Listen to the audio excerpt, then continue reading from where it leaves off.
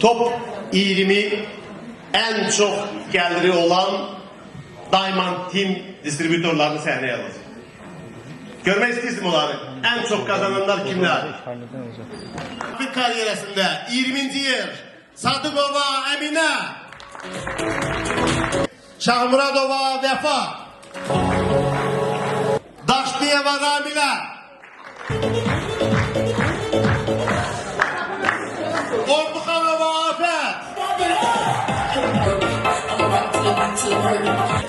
Halilova Şehla, yani Silvanov maşallah.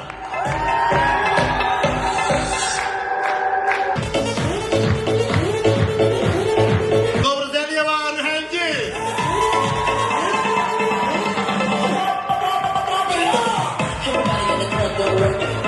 Kurbanova İlyana,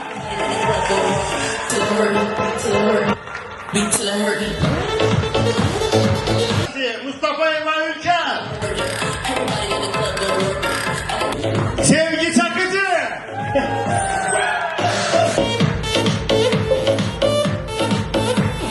Yövmet Almazımız Şeyh Azade,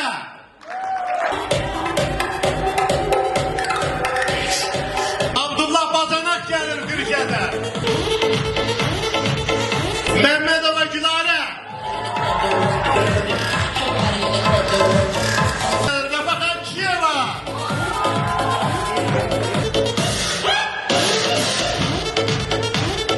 nöbeti 7. yer Emine Karasu,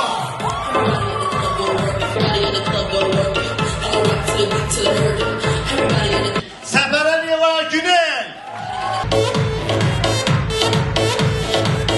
Ve bugün Azerbaycan'ın her yerinde, hatta dünyanın birçok yerlerinde distribütör şebekesi olan Yağlar Veliyeva.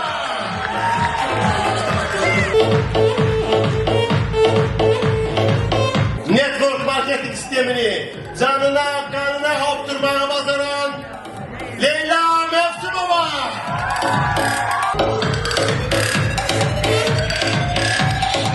Bugün Türkiye ikincisiydi.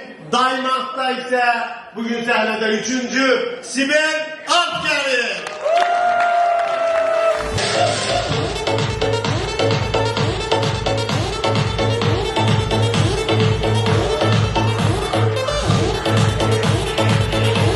Ve cemisi 2 yerimiz kaldı.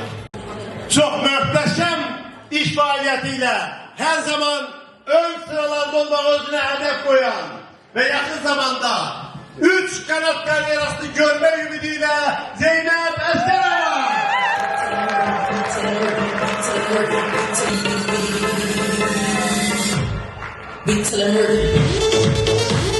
Bəli, geçen yıl birinciliği elde vermişti. Bu yıl yine en çok geliriyle Diamond Team'in kahramanı Brilliant 5 kanat.